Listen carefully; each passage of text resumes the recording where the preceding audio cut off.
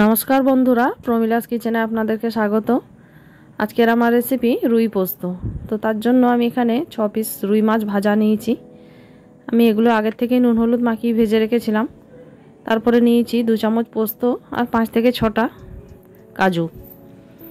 এটাকে আমি সামান্য একটু জল দিয়ে কিছুক্ষণের জন্য ভিজিয়ে রেখে দেব। তারপরে আমি এটা একটা মিহি পেস্ট বানিয়ে রাখবো। এরপরে আমি একটা ফ্রাই প্যানে তেল নিয়ে নিয়েছি। তেলটা নেওয়ার পরে এখানে আমি একটু কালো জিরে ফোড়ন দিয়ে দেবো।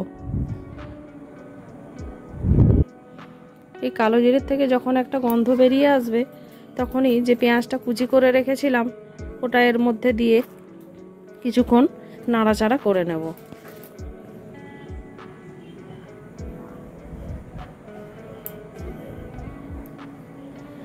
এখানে আমি পেঁয়াজটা দিয়ে দিয়েছি। পেঁয়াজটা দেওয়ার পরে খুব ভালো করে এটাকে নাড়াচাড়া করে বেশ নরম হয়ে আসা অবধি এটাকে ভাজতে থাকবো।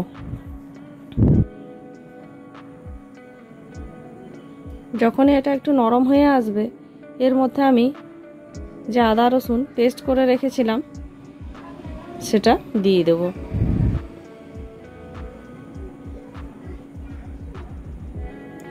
আবারও খুব ভালো করে আদা রসুনটাকে পেঁয়াজের সঙ্গে ভেজে নেব।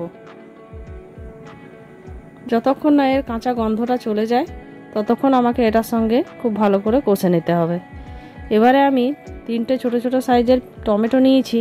টমেটোগুলোকে খুব ভালো করে কুচি করে নিয়েছিলাম, এটা এর মধ্যে দিয়ে দেব। দিয়ে আবারও খুব ভালো করে নাড়াচাড়া করে নেব। এরপরে এখানে আমি সামান্য একটু নুন দিয়েছিলাম। নুনটা দেওয়ার পরে একটু কাশ্মীরি লঙ্কার গুঁড়ো দিয়ে দিলাম। গুঁড়োটা দেওয়ার পরে খুব ভালো করে আবার এটাকে কষে নেব। তারপরে যে কাজু আর পোস্তর পেস্ট বানিয়ে রেখেছিলাম সেটা এর মধ্যে দিয়ে দেব। দিয়ে আবারও খুব ভালো করে এটাকে নাড়াচাড়া করে নেব। যখন এটা খুব ভালোভাবে আমার কষা হয়ে যাবে, এর মধ্যে আমি সামান্য একটু জল একটু দিয়ে দেবো এখানে বাটি ধোয়া। তারপরে আমি এটাকে আবারও খুব ভালো করে কষে নেব। দেখুন এখানে আমার কষা হয়ে গেছে প্রায়। এবারে আমি এখানে অল্প একটু জল দিয়ে এটাকে ফুটতে দিয়ে দেব। আমি হাতার সাহায্যে সমস্ত মশলাটাকে খুব ভালো করে মিশিয়ে জলটা দিয়ে দিলাম। এবারে আমি হাই হিটে এটাকে বসিয়ে রেখে দেবো। তো তার মধ্যে আমি দিয়ে দিলাম এখানে 4টে কাঁচা লঙ্কা।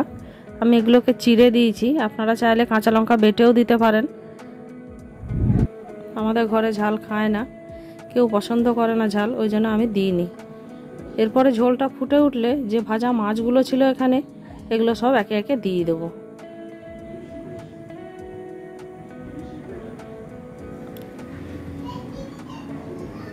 মাছগুলো দেওয়ার পরে খুব ভালো করে আর একটু ফুটিয়ে নেব, ঝোলটা কমে আসা পর্যন্ত।